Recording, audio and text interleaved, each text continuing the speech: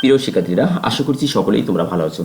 তোমাদের ভিতরকার যারা বর্তমানে নবম ও দশম শ্রেণীতে অধ্যয়নরত অবস্থায় আছো, তোমাদেরকে এই আমন্ত্রণ জানাচ্ছি এই ভিডিওটি দেখার।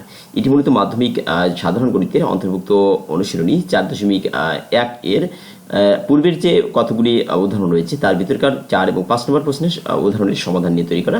যদি তোমরা মনোযোগ সহকারে দেখো তাহলে অনুরূপ এই উদাহরণের অনুরূপ সমস্যা যদি তোমাদের পাবলিক কিংবা স্থানীয় পরীক্ষাতে আসে, তাহলে একটি ধারণা তোমরা যে ধারণা এই ভিডিওর দিকে যে ধারণা অর্জন করতে পারবে সেই আলোকে সেগুলো সমাধান করতে পারবে।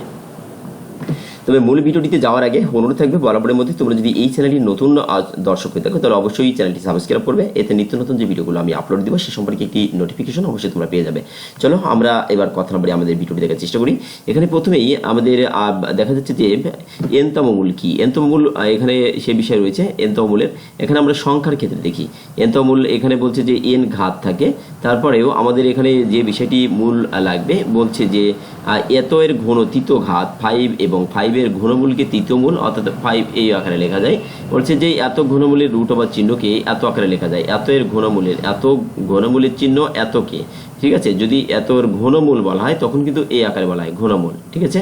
চিহ্ন এত এর মাধ্যমে এবং এত আকারে লেখা 5 এর ঘনমূল কিন্তু এটা, অর্থাৎ বর্গমূল থাকলে তো আমরা 2 লিখি, হাফ লিখি। বর্গমূল ঘনমূল বলতে এরকম এত এর তৃতীয় ঘাতের ঘনমূলের চিহ্ন এ আকারে লেখা হয় সেটা বলছে।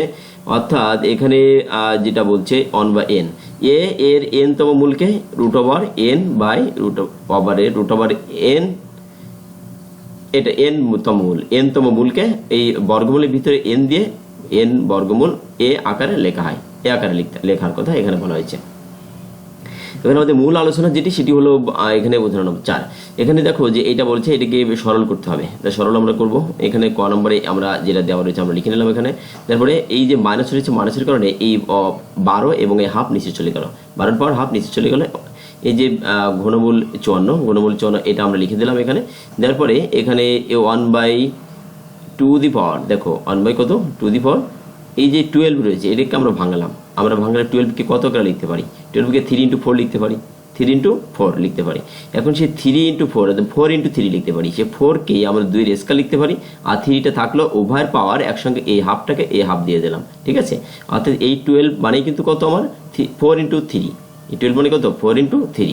তাহলে 4 বলতে এইটা, 3 বলতে এইটা, আর এই হাফ এই 54। এখানে আমরা বলতে পারি 3 এর কিউ করলে কত হয় 27 হয়, 27 দুগুণী কত 54 হয়। তাহলে এই যে 54কে আমি লিখলাম কত 3 এর কিউ, অর্থাৎ 27 গুণ 2 27 দুগুণী 54। এই বাইরের এই 1/এটা এটা কিন্তু এখানে থেকে গেল। তাহলে এটা এই আকারে লিখলাম, অর্থাৎ আমি বড় সংখ্যাকে ছোট আকারে ক্ষুদ্র ক্ষুদ্র আকারে লিখলাম। এবার 1/2 এর পাওয়ার এখানে কত রয়েছে দেখো, এই যে আমাদের এই 2 এর পাওয়ার স্কয়ার হাফ রয়েছে, এটাকে এই হাফটা আমি উভয়ের উপর দিয়ে দেবো। তাহলে এই 2 এর পাওয়ার স্কয়ার ইন্টু হাফ, এই বাইরের হাফ পাওয়ারে থাকবে। এই 3 এর পাওয়ারও হাফ দিয়ে দিলাম, উভয়ের উপর পাওয়ারটা দিয়ে দিলাম। এই 3 এর পাওয়ার আমরা এই 1/3 দিয়ে দেবো, 1/3 এই 2 এর পাওয়ার 1/3 আমরা দিয়ে দিলাম। তারপরে এইটুকু মিলে কি হয়, তাহলে এই 2 মিলে কত হবে 2 এর এই 2 আর 2 যদি বাদ যায় কাটাকাটি করলে কত হয় 1 থাকবে। কাটাকাটি করলে কি থাকবে 1, সে 1 এখানে দিলেও হবে না দিলেও হবে। আর যে 3 এর পাওয়ার হাফ, 3 এর পাওয়ার হাফ থাকলো। এই 3 পাওয়ার এই 3 আর এই 3 বাদ হয়ে গেলে শুধুমাত্র কি থাকবে 3 থাকে। শুধুমাত্র কি থাকে একটা 3 থাকে, কিন্তু এখানে সেই 3টা না, 3টা দিয়ে রাখছে ওই অবস্থায় 1/3। এইটা আবার একসঙ্গে লিখছে, এটা আর এটা আমাদের পুনরায়, তাহলে এখানে তো এইভাবে না করলে হতো, এখানে আলাদা আলাদাভাবে দিয়েছে।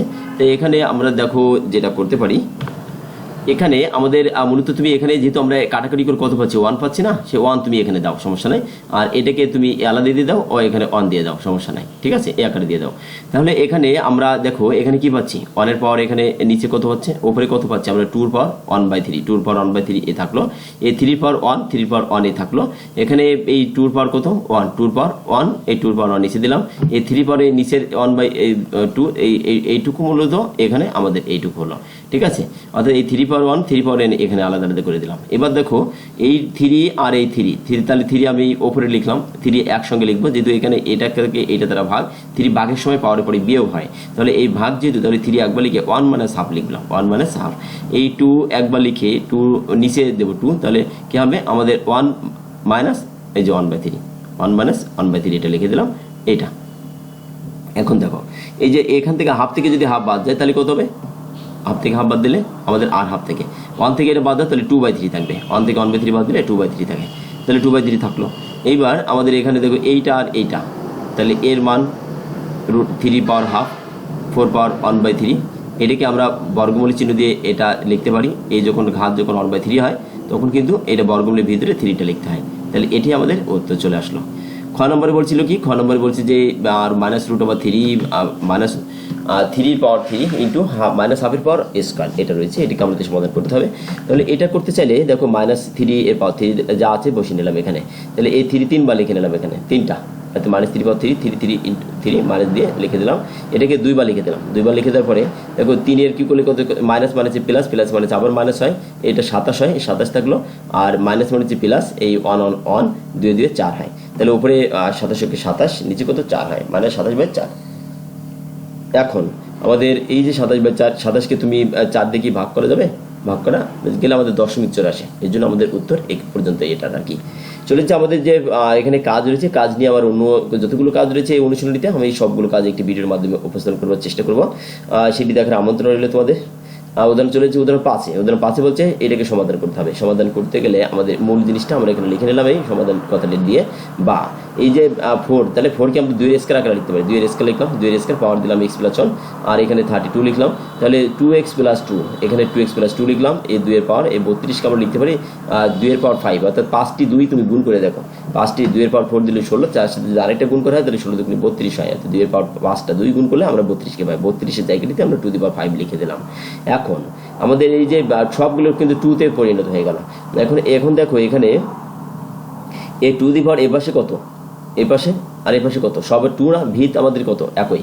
তাহলে a টু দি পাওয়ার দেখো আমাদের সূত্র, আমরা এরকম একটা বিষয় জানি যে a to the power x, a to the power y হলে x = y। অর্থাৎ আমাদের মূল যে কাঙ্ক্ষিত যে জিনিসটা রয়েছে, এই যে পদ, মূল পদ যদি একই হয় তাহলে পাওয়ার দুটো সমান হয়ে যায়।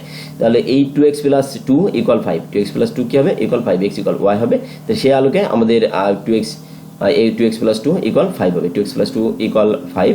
এইবার এই 2xটাকে বাম পাশে রেখে 2টাকে পক্ষান্তর করলাম, 5 - 2, 5 - 2 মানে কত হবে, 5 থেকে 2 চলে গেলে 3 থাকবে, xটা বাম পাশে থাকলো, এই 2টাকে যদি পক্ষান্তর করে 3/2 হয়, তাহলে x এর মান কত পাচ্ছি, 3/2 হয়। ঠিক আছে, আমাদের অনুশীলনের যে প্রশ্নগুলো রয়েছে এগুলো আমি অন্য একটি ভিডিও দিয়ে সমাধান করার চেষ্টা করব।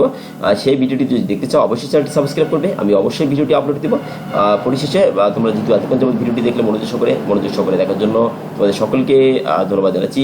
পরিশেষে সকলের সুস্বাস্থ্য কামনা করছি, আগামী ভালো রেজাল্ট করে এই প্রত্যাশা রইল প্রত্যেকের কাছে। ধন্যবাদ সকলকে।